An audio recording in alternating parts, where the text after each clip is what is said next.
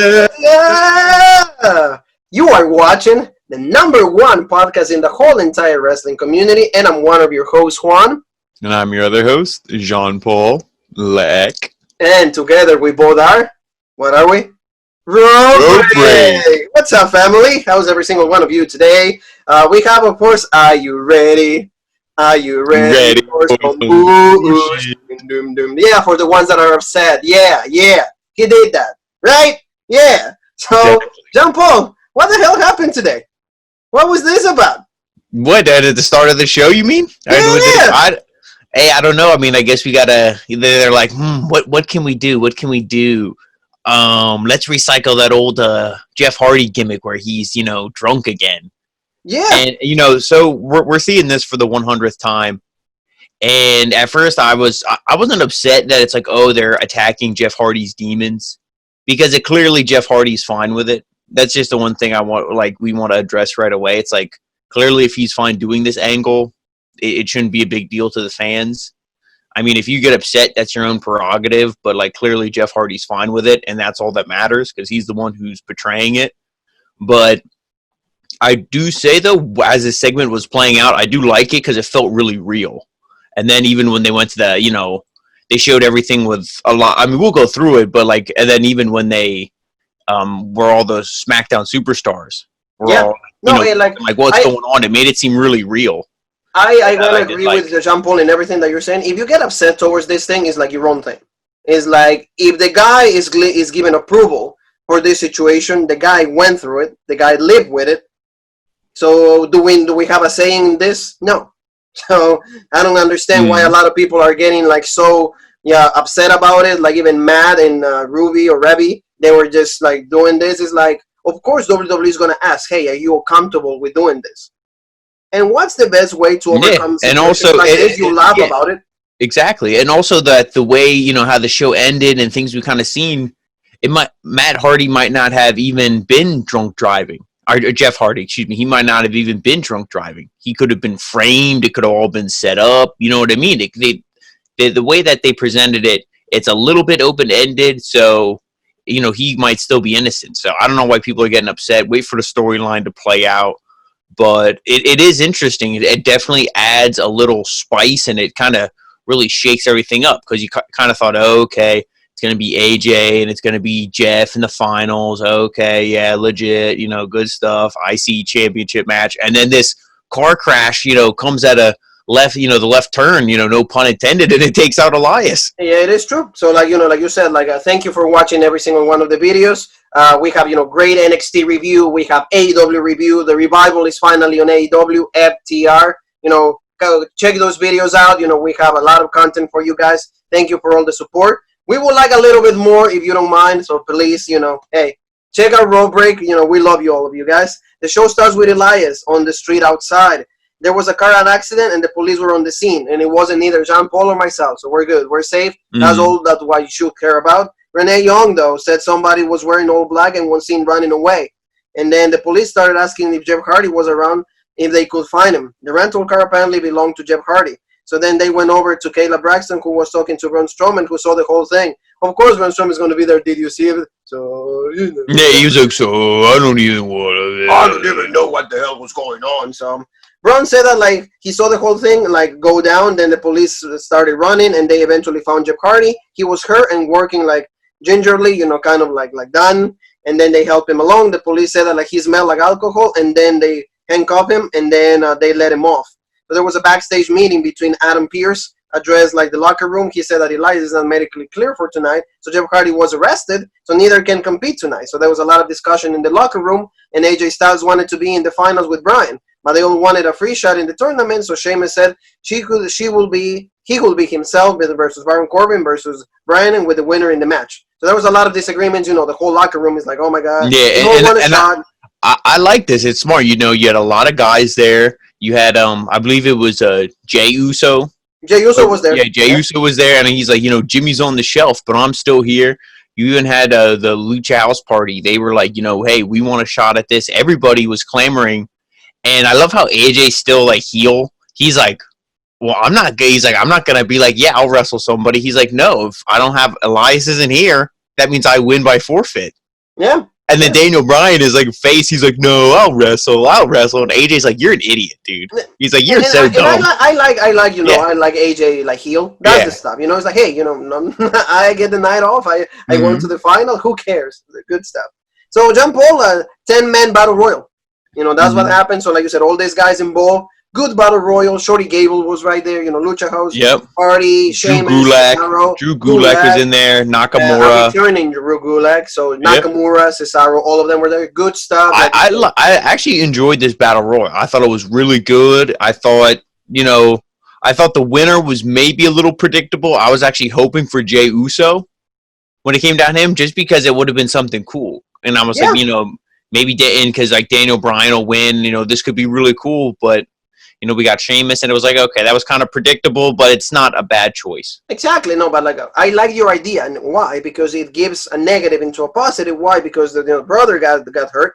So hey, let's try to push the single roles and see how it goes. Mm-hmm. What's so wrong with you? Yeah, and I mean, he waiting for your brother to come back, and he wouldn't win the IC belt anyway. But you give him a win here in the Battle Royal, maybe he even beats Bryan, and then it's him versus AJ. And then, AJ wins, and it's like, okay, but at least he got in the finals of the IC, tournament, or, at least he was in the match for the belt. Yes, and, it would have been a nice little rub, and like you said, maybe then go from there, a singles run. And see how it goes, because that's what you got to try. You got to start trying new things, because instead of bringing people that should have been on NXT, we'll touch that in just a little bit, but Sheamus wins the Battle Royal. He's the one that eliminates, I think it was Shorty Gable. Yeah, or Jey Uso. Yeah, like you said, Jey Uso, and also like Cesaro helped to eliminate Shorty Gable. So you will see that in a little bit, playing some elements into a new storyline. But Sheamus is the one that is going to go against Daniel Bryan in the main event. So like good start of the SmackDown. The whole storyline, like you said, is a little controversial, but if the guy involved is good, nothing else needs to be said. So we go to like Lacey Evans against Sonya Deville. Sonya was actually cutting a promo, and then in the back you see Lacey Evans just standing there. Traditional, yeah, good stuff. So like they brawl a little bit just before commercial break, and then the whole match that they had was not a bad match. I think that like it was pretty decent for what they did, but in the end it was a double count out. Yeah, so this feud is clearly going to continue. You kind of got Sonya Deville. I guess she's done with Mandy. I feel like that feud kind of still could have continued a little bit, and I think it maybe will. This is just like, the roadblock, you could say, just like the middle of the road, but it seems like they're going to continue it. And I mean, Lacey Evans, I always say, she's a good wrestler. I think every time we see her, I'm more of a fan of her, and I like how they were kind of like actually mat wrestling a little bit. Lacey got on her knees. She's like, "Oh, go ahead, let's like actually wrestle." And, it was some good stuff. Double count out. I mean, it's a cheap, easy way to keep the feud going. But, it wasn't a bad match, though, like you said. Exactly. And see, that's the important thing. And see, what just happened with Sonya and Mandy is something that we were asking, for example, for like Jey Uso. See, split them up, turn them single, and see how they do. And now Sonya is showing a little bit more character. And her wrestling is not terrible. So there you go. You have some potential heel right there. She could do better things. So good stuff. Now we go kind of like as well as a short segment of Shorty Gable going with Cesaro. So they keep going at it. Cesaro is like, hey, I helped Sheamus, because you see a little bit of return of the bar for like 5 seconds. You saw how Sheamus and Cesaro were teaming up. So that was interesting during the Battle Royal. And he's saying a lot of jokes about Shorty being short. He's like, you always come short. That was like the shortest like time that you had. So if you don't leave, I'm going to beat you and things like that. And he's like, it might be a short time for you to leave, but like, you got to use your chance. He's like, no, let's do it. So they have a match, good stuff for Shorty. He's a good wrestler, but the character, of course, is absolutely dead. Yeah, there's no real character there. And Cesaro, like you said, the promo here was actually it wasn't like a long promo, but like what he said was good. It's like, oh, okay. People always say Cesaro can't talk. Like what he said here was pretty good. And, these two are going to have a hell of a match, but again, it was predictable. What, is Cesaro going to win and get kind of a push here? No, he eliminated Chad Gable. Gable was going to get his revenge. Now, I would actually like to see something kind of happen with this, but I'm assuming it's just going to be like a one-off feud. And like, this week, we're probably not going to see anything else after tonight. Yes, maybe we'll see what they keep doing with like Shorty, because there's a lot of rumors that he might be the hacker. You know, it might be also like Mustafa Ali. Those are the potential hackers right there. So I do think he will get involved, the hacker, in this Jeff Hardy storyline, because kind of what we saw at the end here tonight, it makes me think that there's some screwiness going on, and the hacker will probably be the one to reveal it all. Exactly. And also we had a promo for the Forgotten Sons. Do we really care for them? We've been saying this the whole time. This young fella right here in my cell will be calling, like, can they wrestle? Can they win matches? Can we believe that these guys are actually good in the ring? So we can actually believe when they get a championship opportunity that they deserve that opportunity. What does WWE do? No. They just give them like promos. They dropped the ball with them like they did Shayna Baszler. Both Shayna Baszler and the Forgotten Sons, when they got called up, they were immediately put in championship roles, and it was a thing where it's like, okay, you put them in that role, now you almost put yourself between a rock and a hard place. Like, you have to put the belt on them, and you have to make your current champion, look like a loser, losing to this, person who just got here. But if you don't, the person who you put in this role now is going to be branded as a loser. It's like, oh, your first match, you lose. Oh, okay. Yeah, absolutely. And that's what happened with Shayna, and that's what happened with the Forgotten Sons. Shayna, she sent a tweet. She's really mad. She's really upset because she's like, oh, I guess like I need to be the daughter of somebody to like climb the ladder in here. Because, so she was supposed to win the Royal Rumble. What happens? They changed the decision. She was supposed to win Money in the Bank. They changed the decision. She was supposed to be in the championship match with Asuka in a Backlash. Changed the decision. It's like she's been overlooked. Vince McMahon, not a big fan of her. For everybody that wants to know, right there. Right here on Raw Break, you heard it, you saw it. So, a moment of bliss. Alexa Bliss and Nikki Cross, the women's champions. So of course, this happens to be the best moment of the show. Why? Because not only for them. So no, don't think I'm biased. It's just because Bayley and Sasha were also involved in this. But before that, they had a moment of bliss with a New Day. So of course, Nikki Cross plays like the crazy girl, like the old hyper. And she gave what it was like muffins or some kind. No. Well, okay. Does the New Day throw muffins? Oh, no, well, pancakes. Come on, yeah. Okay, but like they don't like pancakes for me. Well, they were Scottish pancakes, I think. Yeah, so like I'm not, I'm Spanish. We don't need that, Like, well, I'm not Scottish, but anyway, empanada. Yeah, I wish it was some empanadas. That tastes good right now. But so she gave him that, and I like how the New Day, they're like, oh, we have this coffee from you, and he's like, I forget where he said it's from. I think he said, your booty. He's like, it's from your booty. So it's like, okay, haha, coffee's from your ass. It probably tastes like shit anyway. So he just pours the beans in there, the water, pulls a spoon, like literally out of his booty. I don't know where he pulled his out of the booty. Yeah. Threw this up, gave it to Alexa, and they're like, drink, and she's like, no. And I love when she hands it to Nick. And Nikki's looking around like, where the hell do I put this coffee cup? So like, yeah, this segment felt, like a pretty real to me. Like, it's like there was not like a lot of like, for example, like you said, Nikki not knowing where to put the coffee. See, that to me it was definitely kind of just like, it was like a joke. It was fun, improv and stuff. And Alexa Bliss, she was asking him like, oh, about the tag team championships, this and that. It's like, oh, what team do you think is going to be, on the rise because you won that fatal 4-way? The Forgotten Sons. Yeah, and they're like, the Forgotten Sons. And I'm like, no, like, you already blew this opportunity. What I said before, you had them in that moment. You had to strike while the iron's hot. Now the iron is ice cold. Now it's going to take how long to heat it back up again?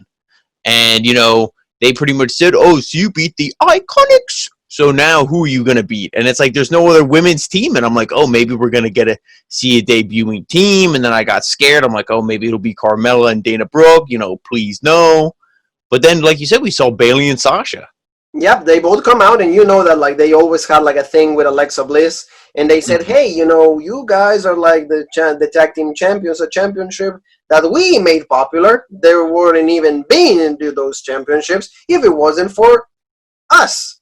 And of course Sasha threw her like a jacket onto Alexa Bliss. They were both like the New Day and Sasha. They had like a things remembering Anna Kimura and also Shad. So like really cool stuff. Like of course wrestlers support each other, and that's really cool to see during this times that like a lot of people are just suffering. Society is going crazy nowadays. So it's cool to see the solidarity, like the support that they have between each other. Oh, definitely. And also, like they said, well, how about like Alexa goes on to Sasha? It's like, well, all of us have championships. What about you? And everybody's like, ooh. What are they going to do? And then Bayley, of course, offers a match to Alexa with Sasha. So they had a match.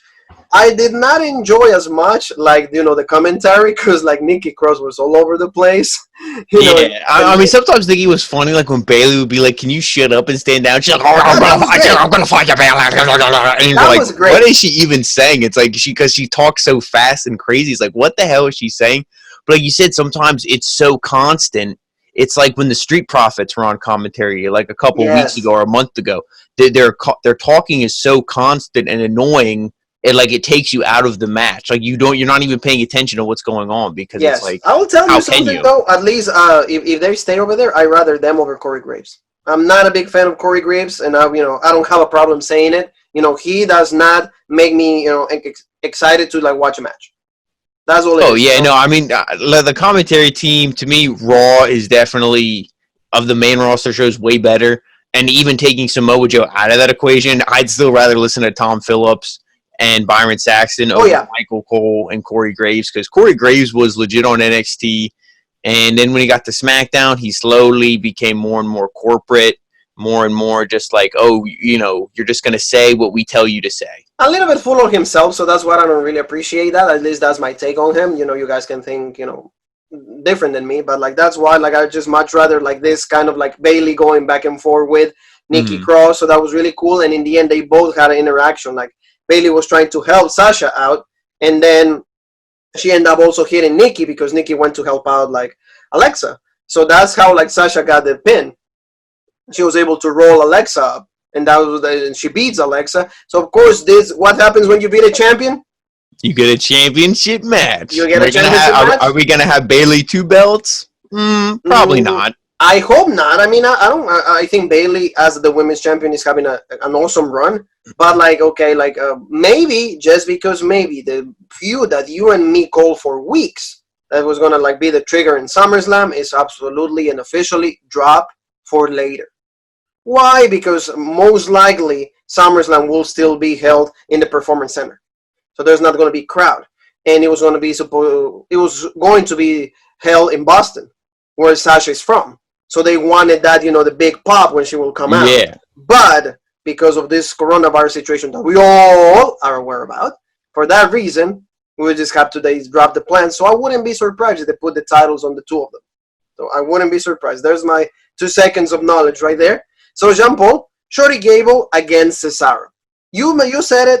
Cesaro pretty much is absolutely phenomenal in the ring. But does he know how to win? No.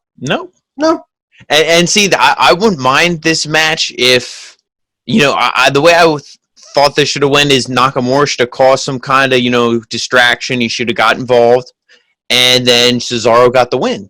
And you kind of have these guys feud a little bit. Instead, we saw Chad Gable, okay, he gets the win. Was it a legit match? Yes. But in the end, Cesaro has one more loss in his column, and he's not going to go anywhere. And what does Chad Gable, what does he gain from a win? Nothing. He looked good in here. He looked good on television, but it wasn't like he got a win and then he said like, oh, whoever wins this IC title, in 2 weeks, he's coming for him. There wasn't nothing like that. There was no promo.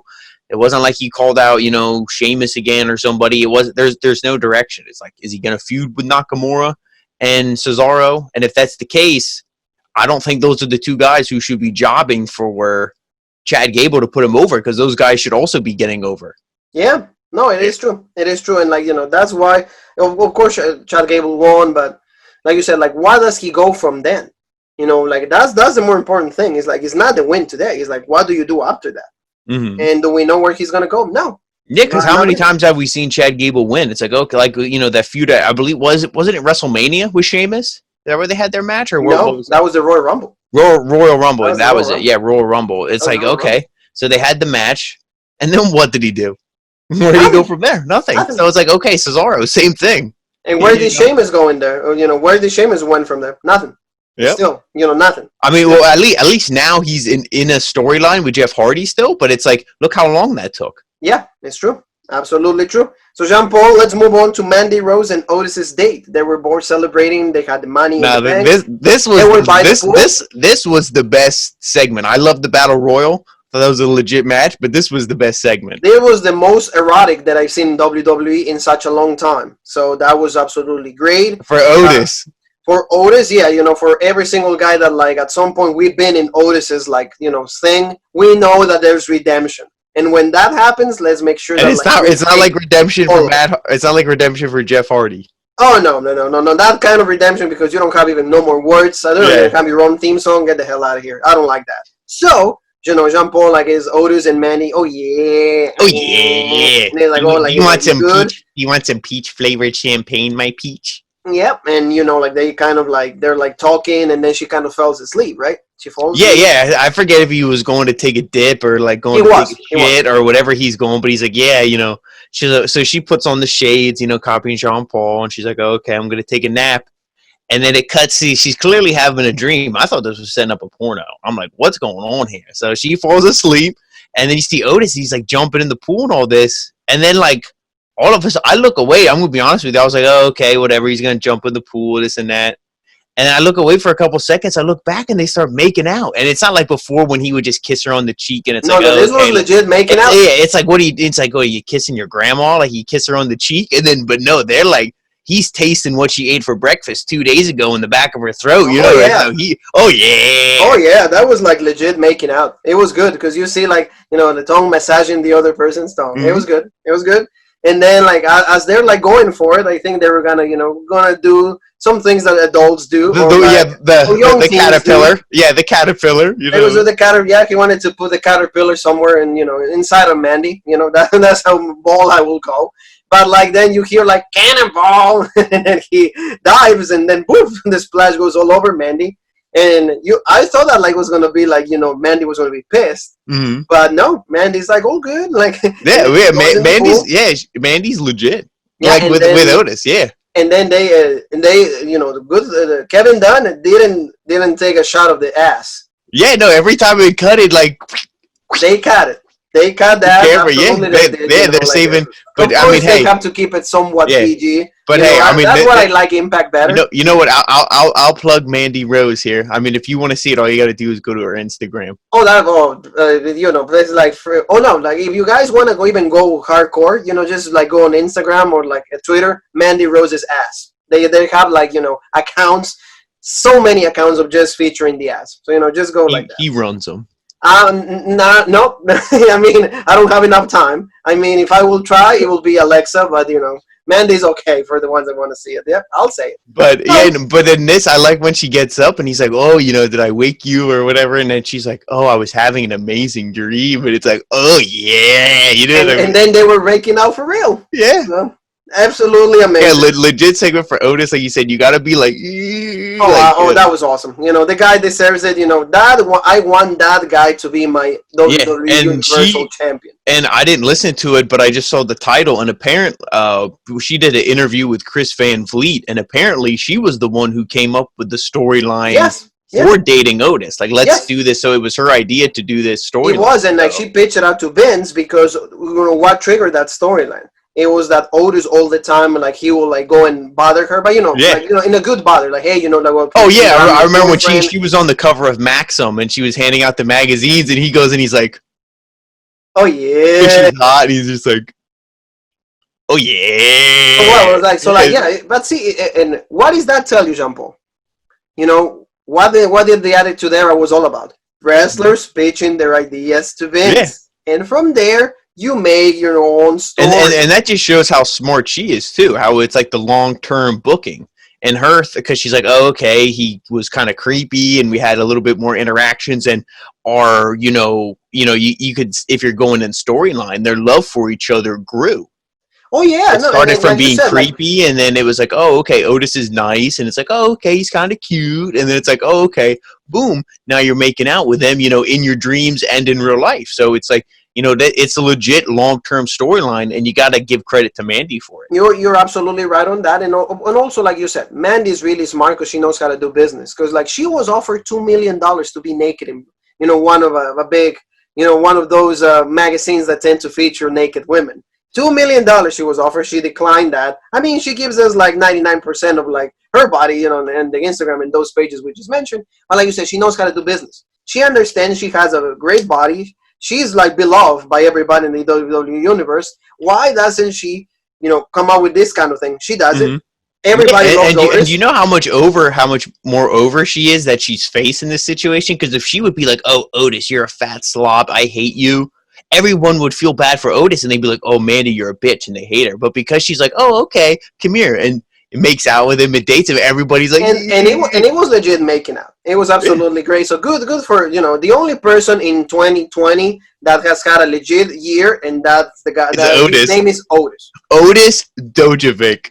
Oh, yep, Dojovic, does not Dijakovic, Dojovic. Like, this guy has had the best year. 2020 is the only person that has smiled on 2020, and that's Otis. Maybe Mandy a little bit, because maybe he kisses good. I don't know that. I don't want to know that. But, like, we go to, like, a promo that Kurt Angle is introducing Matt Riddle, and he's going to be part of this Smackdown roster. So I need Jean-Paul X thoughts on this situation, because I know that Jean-Paul Leek, he loves,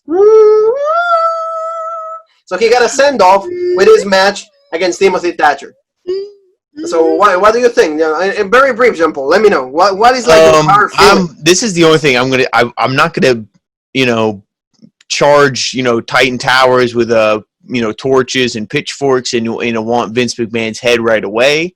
We've seen that like in a lot of cities now and lately. But yeah. We will not go there. Yeah, but I don't want to do nothing like that to Vince McMahon yet. But I'm definitely not looking forward to seeing how this goes, because even this promo didn't feel like Matt Riddle. It felt like Matt Riddle, but something felt off. He was there. He's like, oh, I'm a pretty laid back guy and this and that, and it's like what happened to like the weed references? What happened to all the stuff that's like, okay, made Matt Riddle Matt Riddle? Now, if the bell still rings and he's still kicking off the flip flops and bro, and his theme music is still the same, and it's still the same Matt Riddle, then I'll be all right with it. But if they change him up in any way, like I told you, he's gonna write out his contract, and it's gonna be, see ya, bro, because this stallion's got to be free. And maybe that stallion will go with the AEW stallions over there. Maybe. You never know. We'll see. Stallion Cody, Stallion Hangman. This is the big test for Matt Riddle, because now he's under Vince. No more under terrorizing. So and what would be a legit storyline to do it, if you got to do, because Jeff Hardy and Sheamus is continuing what we see here in the main event. And then I would do AJ Styles wins it, the IC belt. Okay, the AJ Styles legit. I love him. He's probably my favorite current wrestler, because I wouldn't count The Undertaker as a current wrestler. Probably my favorite current wrestler that's active right now. And, give the IC belt to him and then have him drop it to Riddle.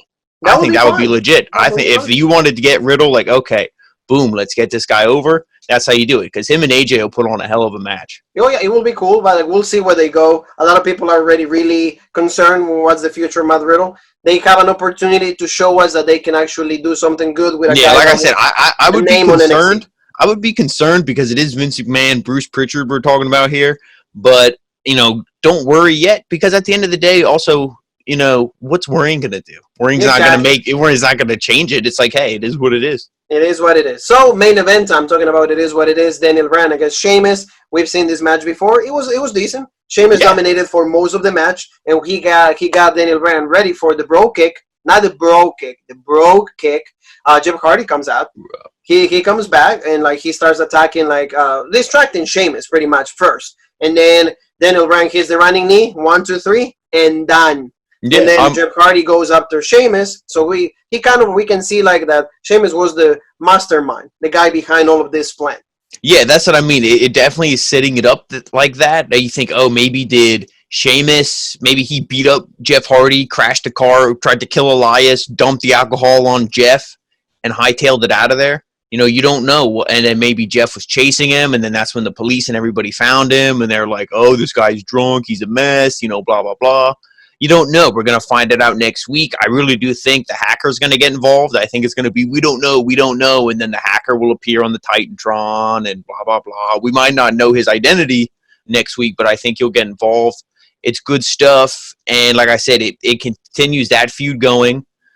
It's like we see Daniel Bryan in the finals. He's going to go against AJ Styles. I think that will be the best match. And there's history there. I know we've seen it before for the WWE Championship not too long ago, so some people might be like, I don't really want to see it again. But I still think it'll be a legit match between the two of them. Yeah, two good wrestlers. While they can take it a notch up, or at least give us the same kind of match that we've seen, in the first pay-per-views of 2019. That would be okay for me. So this wraps it up for our show today, family. Pretty interesting SmackDown. At least it wasn't like some bullshit. It was like a little bit better. Yeah, no, I definitely like the realism of the Jeff Hardy, that whole situation. And, I mean, we did get the typical bullshit. It's like, Forgotten Sons, no offense, but the moment of bliss, that kind of made it like, that took it out from the real shoot feel of the opening segment to, okay, nope, this is SmackDown. I know where I'm at now. Okay, thank you.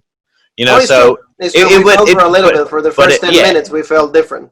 But it wasn't a bad show. It was definitely watchable. It was definitely a lot better than some we've seen the past couple of weeks. So and that's all there is to it. So family, thank you so very much for watching. If you guys present the show to our friends, to everybody that Robrik's always here. We have tons of content for you guys. Where they can find us, Mr. Leek.